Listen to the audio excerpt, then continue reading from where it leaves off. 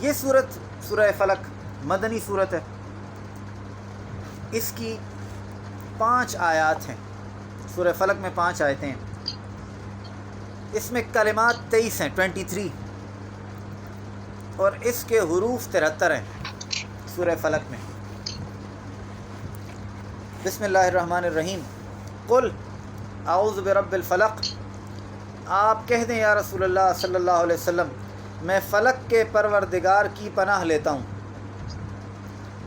ابھی تھوڑا سا اور ایکسپلین کرتے ہیں۔ لغت میں فلق صبح کے معنوں میں ہے، لغت میں فلق سے مراد صبح، حقیقت میں ایسی چیز سے عبارت ہے جسے پھاڑا جائے اور اس سے کوئی چیز برآمد ہو، تاکہ اس چیز سے عجیب اور غریب اثرات ظاہر ہوں۔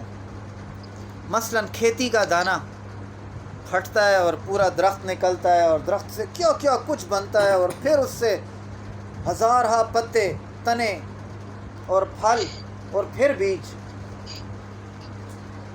کھجور کی گٹھلی پھٹتی ہے اور کھجور کا نکلنا، ہر درخت کا بیج، اور جیسے پتھر اور زمین جن میں سے پانی نکلتا ہے اس کو پھاڑتا ہوا، تو حقیقت میں، اور جیسے باپ کی پشت یا ماں کا شکم، اس سے بچہ نکلتا ہے۔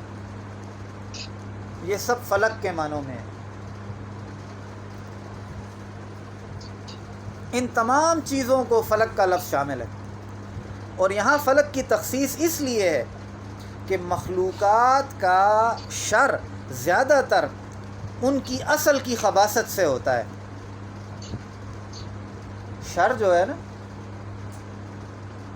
مخلوقات کا شر زیادہ تر ان کی اصل کی خباثت سے ہوتا ہے، اور چونکہ اللہ تبارک و تعالیٰ کی ربوبیت اصل اور فرع کو محیط ہے، ہر چیز پر حاوی ہے، ہر چیز کو چلا رہی ہے، ہر چیز کو قائم کیے ہوئے ہے، پس فرع کے شر کو دور کرنے میں اصل کی پناہ لینا ضروری ہوا۔ دیکھو جی، کائنات میں ہر چیز کا پالنے والا اور چلانے والا رب ہے، تو یہ جو شر ہیں تو ان پر بھی اسی کا زور ہے نا، تو اسی لیے اس میں رب کی طرف گئے کہ رب پالنے والا ہے، بتدریج پالنے والا ہے۔